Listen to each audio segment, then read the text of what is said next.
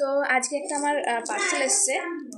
আমি আজকে শ্বশুরবাড়িতে এসেছি আর আজকেই পার্সেলটা আমি এখানকার অ্যাড্রেস দিয়েছিলাম, তো ভাবলাম তোমাদের সাথে খুলে শেয়ার করি। এটাতে আছে একটা বেডশিট, একদম লো কোয়ালিটির যে বেডশিটগুলো হয়, একদম কম দামেই কিনেছি আমি ইচ্ছে করেই, কারণ এখন তো জানোই বাচ্চা আছে, শুশু করে দেয়, বমি করে প্রচুর, যার জন্য ভালো ভালো আর আমার এত ভালো ভালো বেডশিট আমার খুব মায়া লাগবে, সেই জন্য একদম কম দাম দেখে একটা বেডশিট কিনেছি। আর এটা একটু অন্যরকম, মানে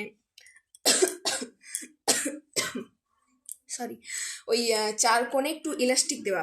আমি জানি না আমার বেডের সাথে হবে কি না, তো জাস্ট আমি দেখার জন্যই অর্ডার করেছি। যদি এটা হয়ে যায় এটা রেখে দেবো, যদি না হয় তো রিটার্ন করে দেবো, যদি হয়ে যায় এরকমই আমি আরও একটা অর্ডার করব।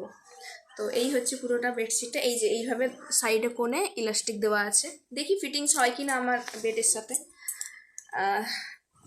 বেডে এটা পাতানোর পর আমি তোমাদেরকে দেখাবো। তো এই হচ্ছে প্রিন্টটা সাদার উপর, আর আমি তো সাদা প্রেমী, মানে বেডশিট মানে আমি সাদা ছাড়া বুঝি না। আর এই হচ্ছে দুটো পিলো কভার।